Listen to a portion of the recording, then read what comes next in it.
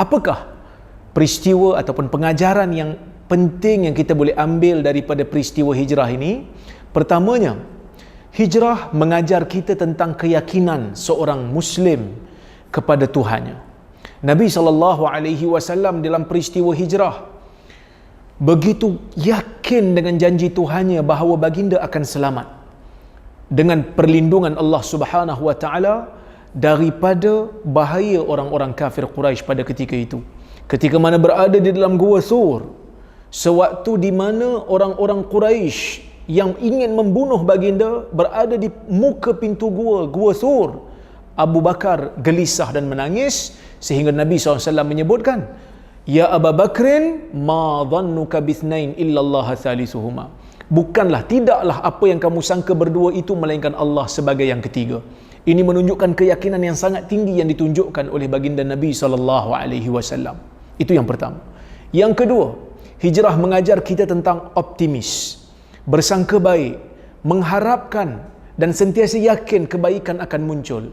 Ketika mana Nabi SAW dalam perjalanan pergi ke Madinah daripada Mekah, baginda dan Abu Bakar dikejar oleh seorang pemuda yang bernama Suraqah bin Malik.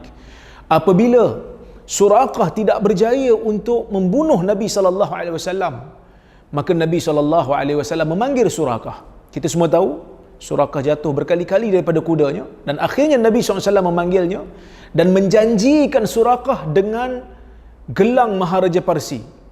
Ini yang kita katakan sebagai optimis. Seseorang yang ditindas, seseorang yang dihalau keluar, tiba-tiba menjanjikan sesuatu yang mungkin tidak dapat difikirkan oleh akal pada ketika itu. Tetapi ini membuktikan bahawasanya Nabi SAW adalah seorang yang mempunyai impian yang besar, optimis, sehingga akhirnya janji itu terlaksana di zaman Umar bin Khattab. Umar berjaya membuka kawasan yang dikuasai oleh Maharaja Parsi.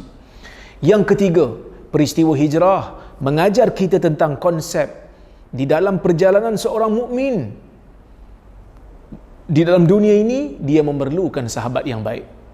Nabi SAW boleh saja untuk berhijrah seorang diri, tetapi Nabi mengajak Abu Bakar untuk menemani baginda berjalan, menunjukkan dalam perjalanan kita sebagai seorang mukmin untuk menjadi hamba Allah yang baik, menjadi hamba Allah yang taat, seseorang perlu untuk ada sahabat yang setia, sahabat yang boleh menegur apabila tersalah, sahabat yang boleh mengisi kesunyian, sahabat yang boleh memberikan semangat ketika mana kita hampir-hampir tewas dan jatuh akibat ujian di muka dunia ini.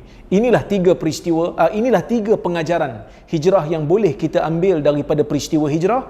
Moga-moga peristiwa hijrah sentiasa tersemat di dalam jiwa kita dan kita mengambil pengajaran daripadanya. Kita berjumpa di lain kali. Assalamualaikum warahmatullahi wabarakatuh.